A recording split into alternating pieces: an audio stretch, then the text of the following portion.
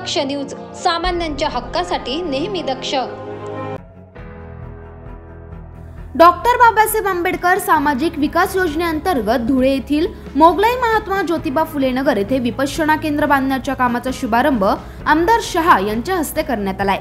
बुद्ध विहार मंडळाचे अध्यक्ष आनंदा उशिरे यांच्या अध्यक्षतेखाली हा शुभारंभ करण्यात आलाय। दरम्यान रस्ते, वीज, गटारी, पाणी यामुळे शहराचा भौतिक विकास होतो, परंतु शहरातील जनतेला भौतिक विकासाबरोबरच बौद्धिक विकासाची देखील भूक आहे। त्यामुळेच आमदार म्हणून निवडून आल्यानंतर शहराचा अभ्यास करत रस्ते, गटारी यांसारख्या मूलभूत सुविधा पुरवतानाच शहराचा भौतिक चेहरा बदलण्यासाठी अभ्यासिका, विपश्यना केंद्रांची गरज आहे, असे प्रतिपादन शहराचे आमदार डॉक्टर फारुख शहा यांनी केले।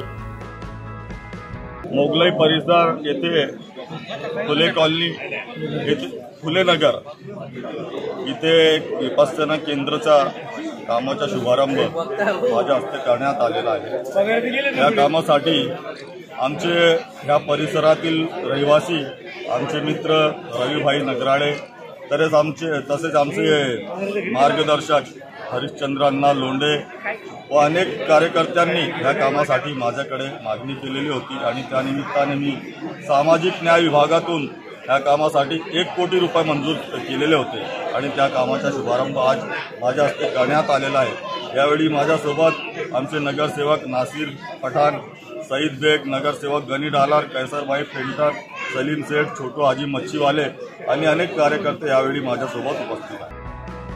दरम्यान निवळ रस्ते, गटारी, कुंपण भिंत, उद्यान, पथदिवे यांसारखी कामे करून चालणार नाही, तर शहराचा बौद्धिक चेहरा बदलण्यासाठी अभ्यासिका, विपश्यना गृहांची निर्मिती आवश्यक आहे।